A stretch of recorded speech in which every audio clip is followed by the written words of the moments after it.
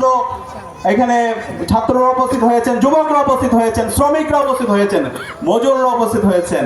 আর তাদের কাজের উপর ডিপেন্ড করবে কত ব্যবধানে জিতবে। আমি চাই বাংলাদেশের সবচেয়ে বেশি ভোট পেয়ে অধ্যাপক মিয়া গোলাম পরোয়ার খুলনার ডুমুরিয়া এবং ফুলতলা আসন থেকে বিজয় হবে ইনশাআল্লাহ।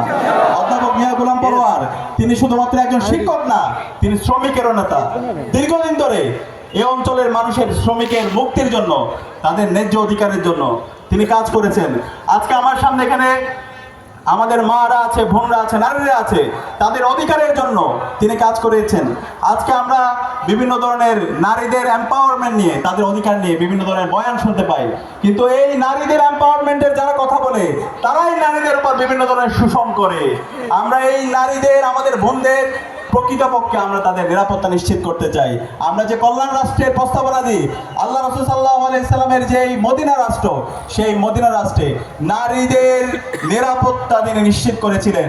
1450 বছর আগে নারীদের যে নিরাপত্তা নিশ্চিত করেছেন, এখন পর্যন্ত বর্তমান সভ্যজীব দুনিয়া ওয়েস্টের যে নারী অধিকারের কথা বলে তারা এখন পর্যন্ত সেই নারীদের অধিকার নিশ্চিত করতে পারে নাই।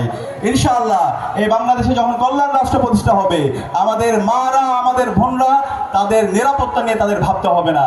আমাদের এই অঞ্চলের সকল মানুষের তাদের যে প্রত্যাশা, তাদের যে আকাঙ্ক্ষা, তাদের যে ন্যায্যতা, সেটা নিশ্চিত করা হবে ইনশাআল্লাহ।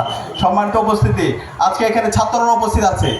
এই যে জুলাই বিপ্লব হয়েছে, এই জুলাই বিপ্লব এই